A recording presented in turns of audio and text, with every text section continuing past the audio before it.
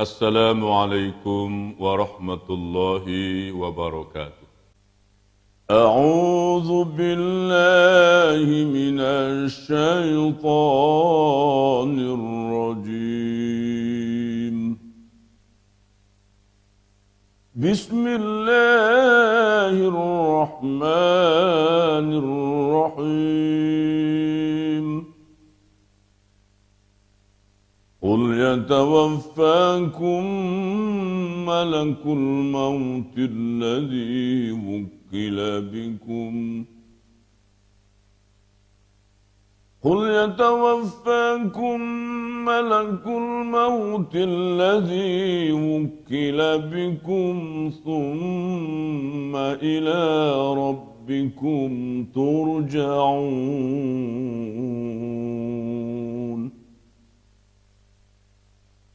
Katakanlah, malaikat maut yang diserahi tugas untuk mencabut nyawamu akan mematikanmu.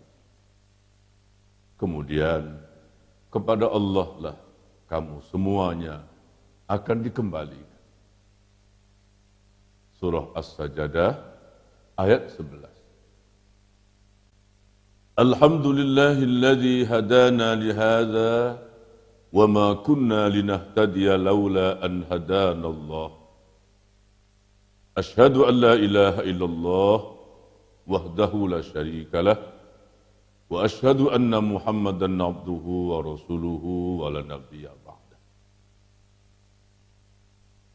Tuan-tuan dan puan-puan, bapak-bapak, ibu-ibu, saudara-saudaraku, kaum muslimin dan muslimat, di mana saja Anda berada pada saat ini. Judul atau tajuk pembicaraan kita kali ini adalah sebuah pertanyaan. Pertanyaannya ialah, kenalkah Anda siapakah malaikat maut itu? Kenalkah Anda, kenalkah saya, dan kenalkah kita? Siapa malaikat maut itu? Bagaimana sosok tubuhnya, perwatakannya, sifat-sifatnya, dan lain-lain? Kenalkah? Dalam Al-Quran, Allah menyebut sebagai malakul maut. Terkadang-kadang disebut rusulana, utusan-utusan kami. Dan biasa juga kita kenal dengan nama Israel, malakul maut, utusan-utusan kami. Israel adalah makhluk yang sama, yaitu malaikat yang ditugaskan oleh Allah untuk mencabut nyawa semua makhluk hidup, semua makhluk bernyawa. Tuan-tuan dan puan-puan, bapak-bapak, ibu-ibu, saudara-saudaraku, kaum muslimin dan muslimat yang dirahmati Allah. Menurut riwayat yang bersumber dari Az-Zuhri, Wahab bin Munabbih, Allah memerintahkan malaikat Jibril untuk turun ke bumi mengambil sekepal tanah untuk dibawa ke hadiratnya. Maka Jibril pun turun ke bumi. Ketika Jibril akan mengambil sekepal tanah dari bumi, tiba-tiba tanah itu memohon perlindungan kepada Allah supaya tidak diambil oleh Jibril. Dan apabila Jibril mendengar tanah memohon perlindungan kepada Allah supaya tidak diambilnya, maka Jibril pun tidak jadi mengambil tanah itu. Kemudian Allah mengutus malaikat Mikail supaya turun ke bumi mengambil sekepal tanah. Turunlah malaikat Mikail. Dan ketika ia akan mengambil sekepal tanah dari bumi, tanah itu pun memohon perlindungan kepada Allah supaya jangan diambil oleh Mikail. mendengar tanah memohon perlindungan kepada Allah, maka Mikail pun tidak jadi mengambil sekepal tanah itu. Lalu Allah memerintahkan malaikat Israel untuk turun ke bumi mengambil sekepal tanah. Kemudian Israel pun turun mengambil sekepal tanah. Tanah itu pun memohon perlindungan kepada Allah supaya tidak diambil oleh Israel. Tetapi Israel tetap mengambilnya juga. Lalu membawanya, tanah itu menghadap Allah. Allah bertanya kepada malaikat Israel, "Hai Israel, kenapa engkau mengambil tanah ini? Bukankah tanah ini telah memohon perlindungan kepadaku supaya engkau jangan mengambilnya? Tidakkah engkau merasa kasihan kepada tanah, hai Israel?" Israel menjawab, "Ya Allah, ketaatanku kepadamu melebihi kasih sayangku kepada tanah. Tunduk dan patuh kepadamu lebih aku utamakan daripada sifat kasih sayangku kepada tanah. Sekalipun ia memohon perlindungan kepadamu supaya aku tidak mengambilnya, tetapi karena engkau memerintahkan aku supaya mengambil tanah itu, maka aku mendahulukan perintahmu demi taat dan patuhku kepadamu, ya Allah." Allah lalu berfirman, "Kalau begitu engkau adalah malakul maut. Tugasmu ialah mencabut nyawa." Tiba-tiba malaikat maut menangis. Allah bertanya kepada malaikat maut, "Hai malaikat maut, kenapa engkau menangis?" Malaikat maut menjawab, "Ya Allah, aku menangis sebab aku teringat dari tanah itu kelak engkau akan menjadikan manusia-manusia pilihan. Dari tanah itulah engkau akan menjadikan para nabi, para rasul, para aulia, para siddiqin, syuhada dan salihin, ya Allah. Sedangkan tidak ada sesuatu yang amat mereka takuti melebihi ketakutan mereka kepada kematian, ya Allah. Mereka takut mati, mereka takut pada kematian. Kalau saja mereka tahu, akulah malaikat yang mencabut nyawa mereka dan mematikan mereka, tentu mereka sangat membenciku dan tentu mereka akan mencaci makiku, ya Allah. Allah menjawab, "Aku akan menjadikan penyakit-penyakit, aku akan menjadikan penderitaan-penderitaan dan kesengsaraan-kesengsaraan. Aku akan menjadikan sebab-sebab yang dinisbatkan kepada kematian, sehingga dengan itu manusia akan lupa kepadamu, dan manusia tidak lagi mengingatimu. Mereka akan teringat, mereka hanya akan tahu bahwa kematian itu disebabkan karena adanya penyakit dan penderitaan." Kemudian menurut riwayat dari Ikrimah pula, ia menceritakan pada suatu hari Nabi Adam meminta kepada Allah supaya diperlihatkan bagaimanakah rupa, bentuk, dan sifat-sifat malakul maut itu.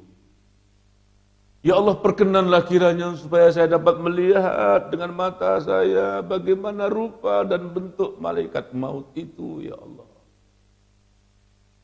Allah menjawab, "Hai Adam, sesungguhnya malaikat maut itu mempunyai sifat-sifat, rupanya, bentuknya, yang kamu tidak akan sanggup, tidak akan mampu untuk melihatnya.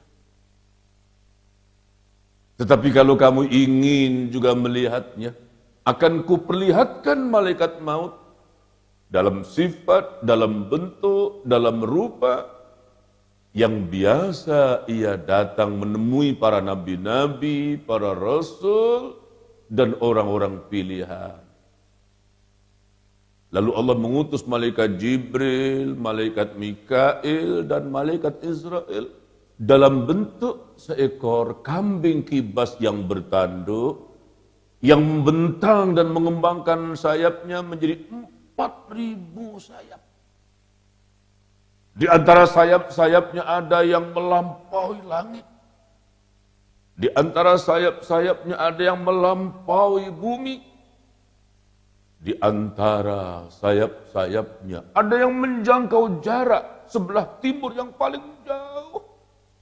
Dan di antara sayap-sayapnya ada yang melampaui jarak sebelah barat yang paling jauh. Dunia dan seluruh isinya yang berupa makhluk-makhluk hidup, manusia, jin, syaitan, hewan-hewan, dan binatang melata lain, termasuk gunung-gunung, daratan, lautan, udara, api, batu-batuan, tumbuh-tumbuhan. Di hadapan malaikat maut itu hanya seperti satu biji sawi yang terhampar di padang pasir yang amat luas. Di antara sayap-sayapnya terdapat berita gembira kepada para mukmin, dan di antara sayap-sayapnya terdapat kabar pertakut untuk orang-orang kafir. Di antara sayap-sayapnya terdapat besi-besi, gergaji-gergaji, paku, pengait dari api neraka.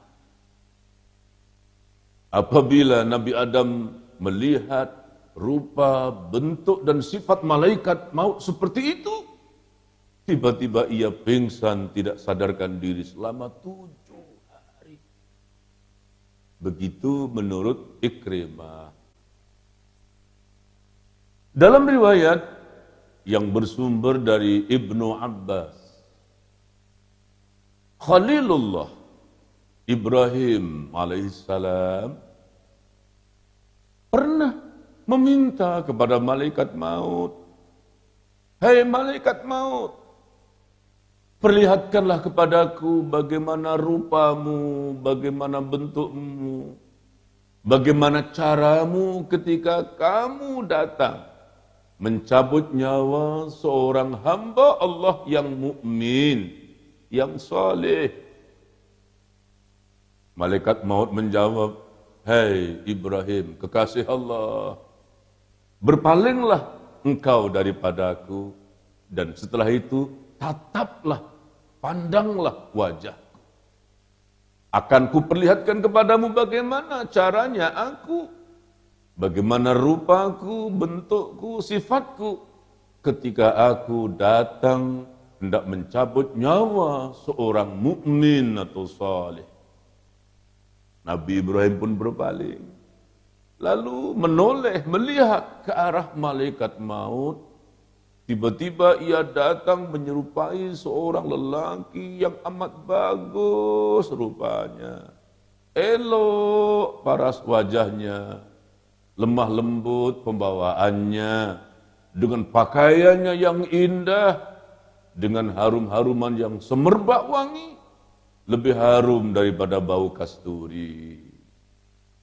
Nabi Ibrahim pun berkata, "Hai malaikat maut, seorang mukmin yang hendak meninggal dunia, seorang mukmin menghadapi kematiannya, cukuplah sekiranya tidak mendapat kebaikan apa-apa, kecuali hanya dengan melihat wajahmu saja. Tentu mereka akan sangat senang, tentu mereka akan sangat gembira, karena wajahmu yang sangat rupawan, penampilanmu yang sangat menarik dan menggembirakan. Sekarang perlihatkanlah kepadaku bagaimana ketika engkau datang hendak mencabut nyawa seorang manusia yang kafir." Malaikat maut menjawab, "Hai Ibrahim, kekasih Allah, berpalinglah kamu kepadaku, dan kemudian lihatlah wajah. Berpaling sejenak Nabi Ibrahim, kemudian menoleh melihat ke arah malakul maut. Ketika itu ia mengubah bentuk, rupa dan sifatnya sebagai sosok makhluk yang hitam, bau busuk lebih busuk daripada bau bangkai, berbulu, dan pada tiap-tiap ujung bulu itu mengeluarkan api yang menyala-nyala. Nabi Ibrahim berkata, "Hei malaikat maut, sekiranya seorang kafir dengan melihatmu saja, sebelum dia diseksa dalam neraka, sudah cukup merupakan penderitaan dan kesengsaraan yang amat mengerikan dan menakutkan mereka." Demikian menurut riwayat Ibnu Abbas. Masih menurut riwayat Ibnu Abbas juga, di malam Isra dan Mi'raj, Nabi melalui satu tempat. Di tempat itu Nabi bertemu dengan malaikat yang duduk di atas kursi. Matanya tidak berkedip, tidak menoleh ke kanan, tidak menoleh ke kiri. Nabi melihat dunia dan seluruh isinya berada di antara kedua lututnya. Di tangannya memegang papan yang terdapat senerai daftar dari semua nama-nama makhluk hidup. Rasulullah bertanya kepada malaikat Jibril, "Hei Jibril, siapa gerangan dia? Malaikat apa ini? Siapa ini?" Jibril memberitahu, "Hei Muhammad, itulah malakul maut."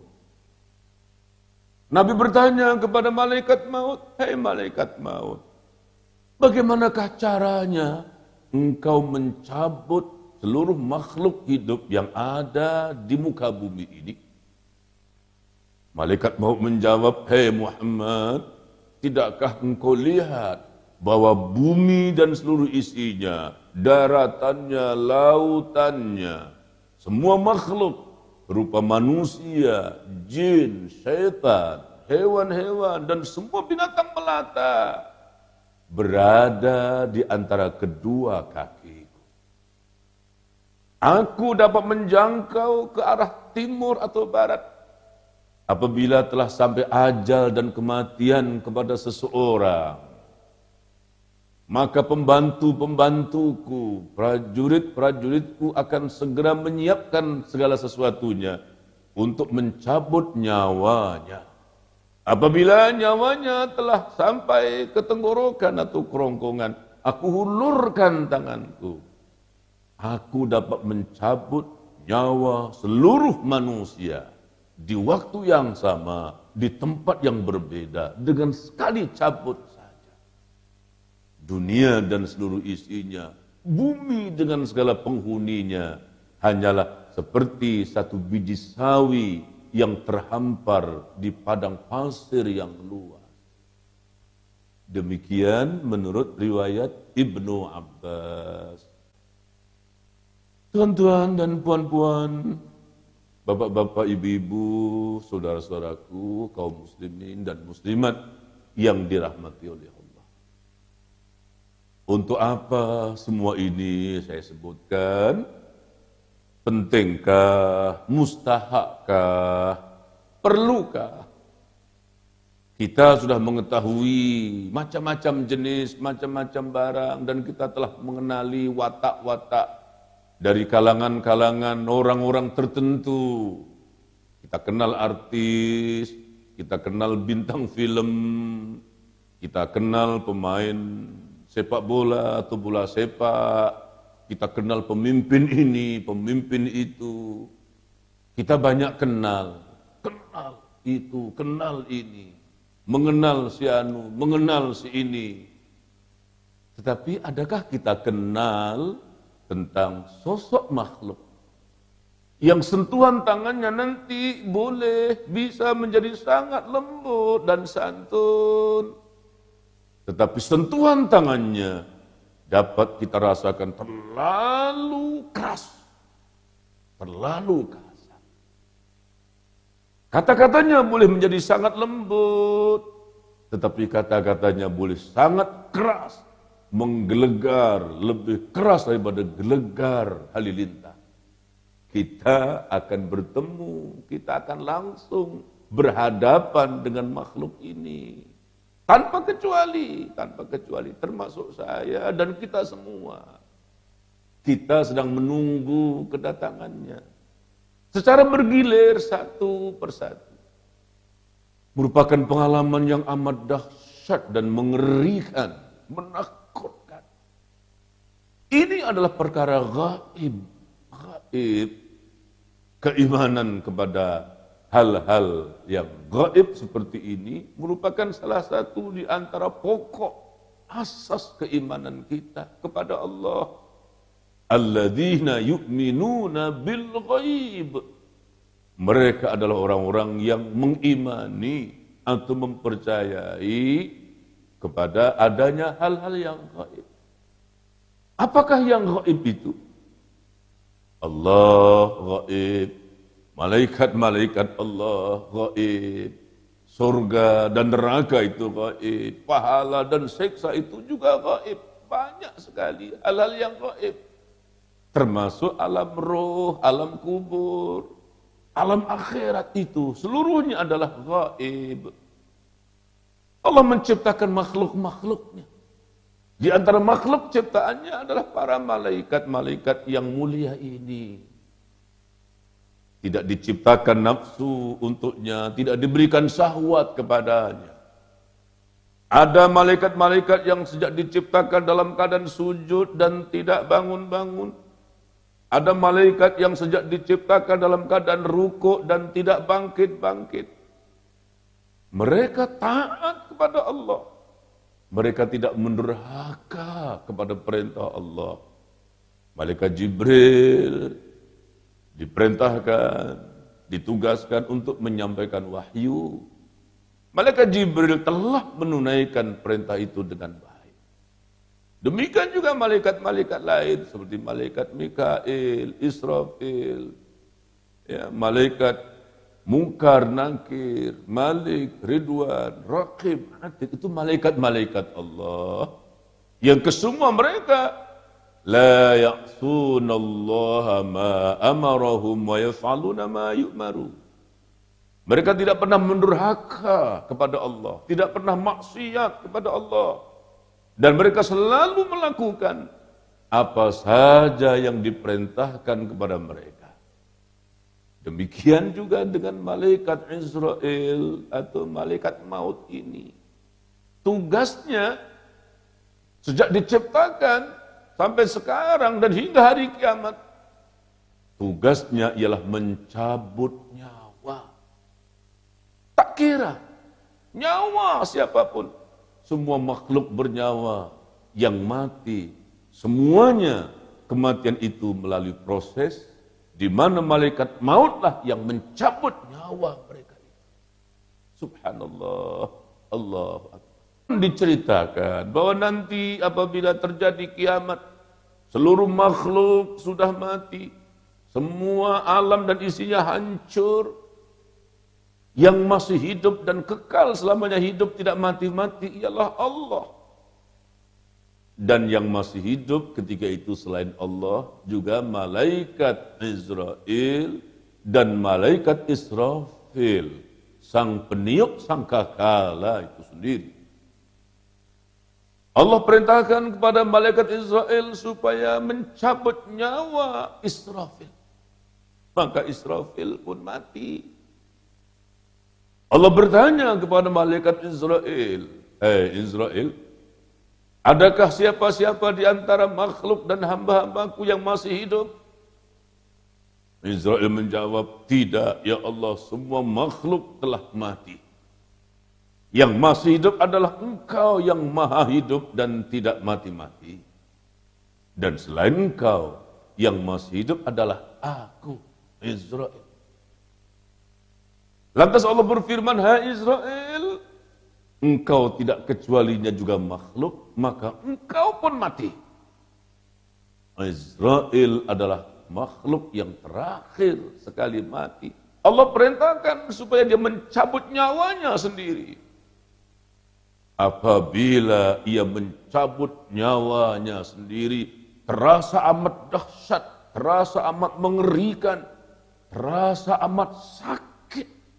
Ia meronta dan meraung-raung karena kesakitan. Dan ia berkata, "Ya Allah, andai kata aku tahu begini sakitnya mati, niscaya aku akan lebih lunak dan lemah lembut dikala aku mencabut nyawa makhluk-makhluk hidup. Dikala aku mencabut setiap makhluk yang bernyawa, aku akan lebih lembut lagi."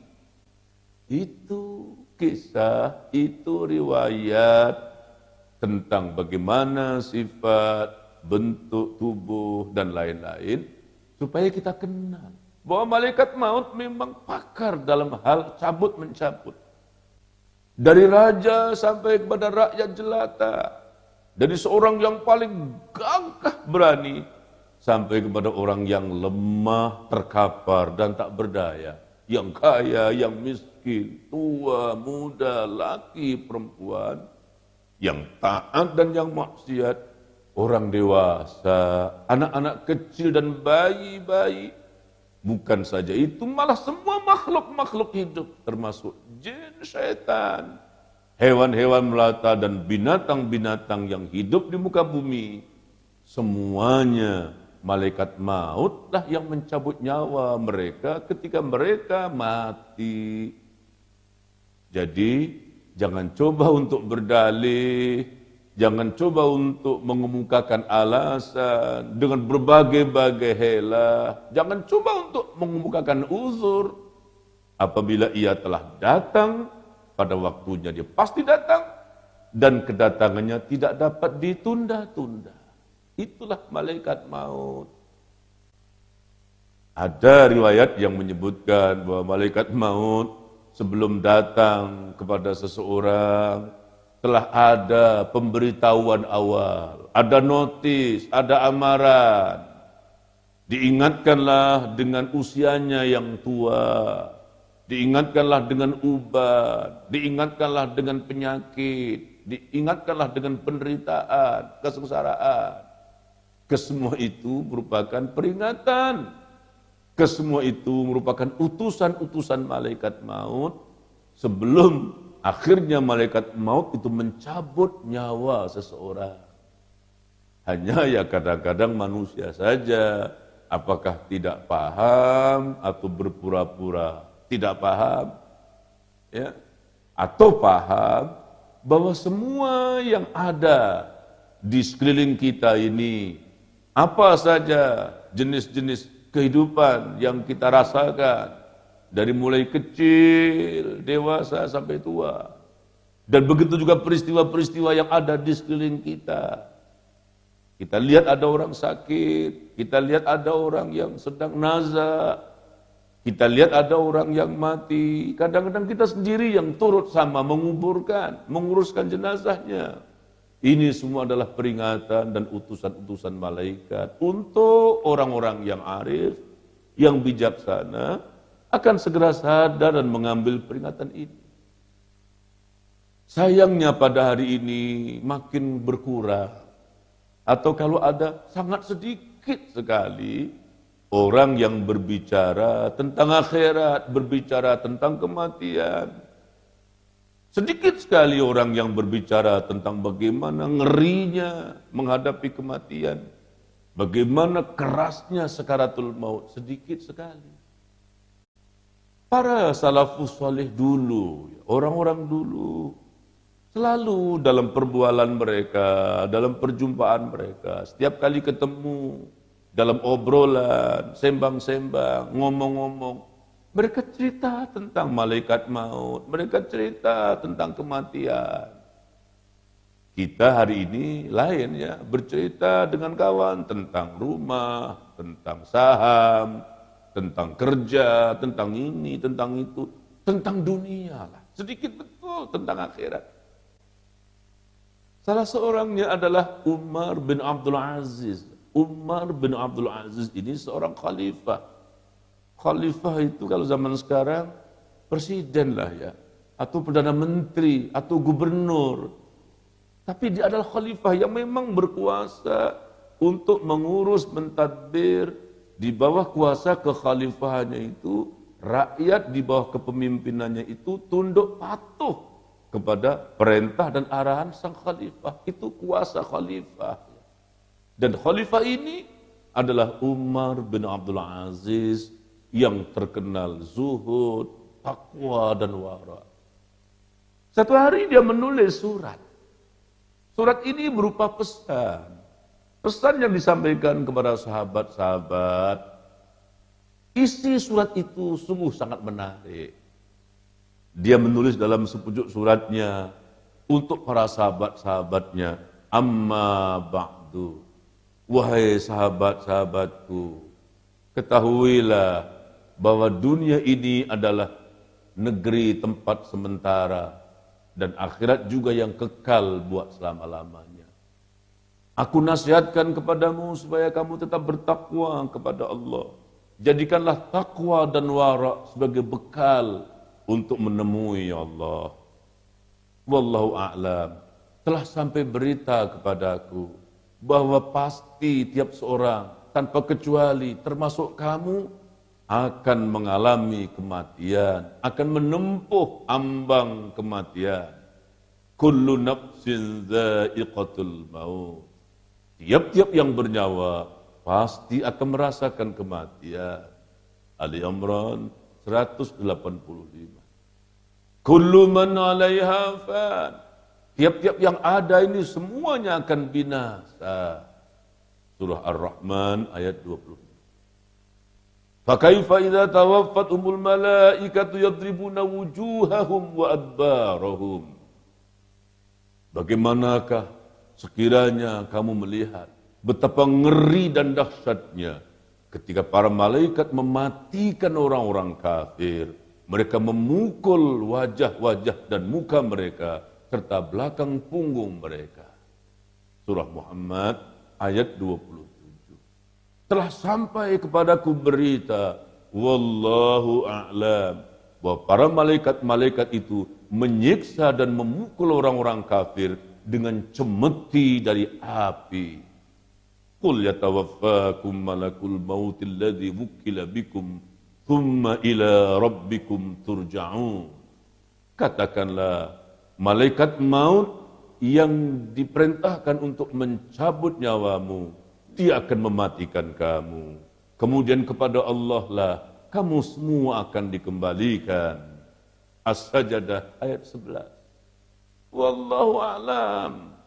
Telah sampai berita kepadaku bahwa kepala malaikat maut itu di langit, sedangkan kedua kakinya terpacak di bumi.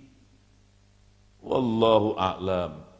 Telah sampai berita kepadaku bahwa dunia dan seluruh isinya di tangan malaikat maut hanyalah seperti satu mangkuk makanan yang berada di hadapan kalian. Wallahu a'lam. Telah sampai berita kepadaku bahwa dunia dan seluruh isinya, manusia, jin, syaitan, hewan, dan binatang melata, daratannya, lautannya, itu berada di antara dua lutut malaikat maut, sama seperti sebiji telur atau sebutir telur yang berada di antara dua kaki kalian. Wallahu a'lam. Telah sampai berita kepadaku bahwa malaikat maut memandang wajah seluruh penduduk bumi ini 366 kali. Wallahu a'lam. Malaikat maut itu melihat kepada semua rumah-rumah yang ada di bawah kolong langit ini sebanyak 600 kali. Wallahu a'lam. Bahwa malaikat maut itu mempunyai prajurit-prajurit, mempunyai pembantu-pembantu yang sangat banyak sekali. Jikalau satu di antara prajurit dan pembantu malaikat maut itu diperintahkan untuk menelan langit dan bumi dengan sekali telan saja, niscaya akan dia lakukannya. Wallahu a'lam. Telah sampai berita kepadaku bahwa malaikat maut adalah malaikat yang sangat ditakuti oleh semua malaikat-malaikat di langit. Malaikat-malaikat Hamlatul Arsy sangat takut kepada malaikat maut sebagaimana takutmu kepada binatang buas. Wallahu a'lam. Bahwa malaikat maut itu mencabut nyawa seseorang dari ujung anggotanya, kemudian sendi-sendi ruasnya, urat-uratnya, rambut-rambutnya. Tiap-tiap kali nyawa itu ditarik melalui persendian-persendian, maka rasa sakit tiap-tiap persendian itu lebih sakit daripada tetakan pedang 1000 kali. Wallahu a'lam. Bahwa jikalau rasa sakit sehelai rambut orang yang mati itu diletakkan di atas langit atau bumi, niscaya akan melelehlah langit dan bumi karena tak kuasa menanggungkan sakitnya. Wallahu a'lam. Bahwa malaikat maut itu apabila datang hendak mencabut nyawa seorang yang beriman, dia datang membawa kain kafan dari sutra dengan bau semerbak yang lebih wangi dari kasturi. Tetapi jikalau ia datang mencabut nyawa seorang yang kafir, ia datang dengan muka hitam, bau busuk lebih busuk daripada bau bangkai, membawa tembikar dari api, dipukul dengan cemeti besi. Wassalamualaikum. Begitu surat. Ini surat luar biasa. Saya katakan luar biasa, jarang ada orang menulis surat seperti itu ya. Surat yang ditulis oleh seorang khalifah. Seorang khalifah, seorang pemimpin menulis surat, dikirimkan surat itu sebagai satu amanat, wasiat kepada semua sahabat-sahabatnya, kepada semua pengikut-pengikutnya.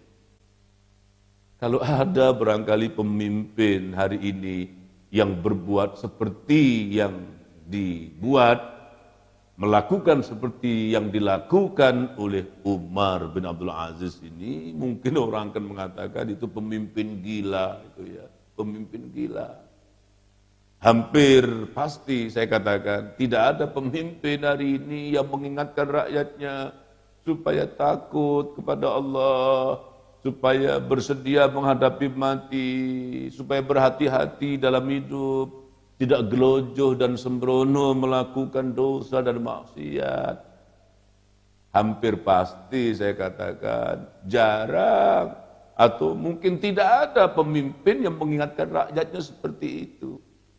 Yang ada ya minta maaflah, itu pemimpin yang mengajak berpesta, ya, bergoyang, berdangdut, bernyanyi, bersenang-senang.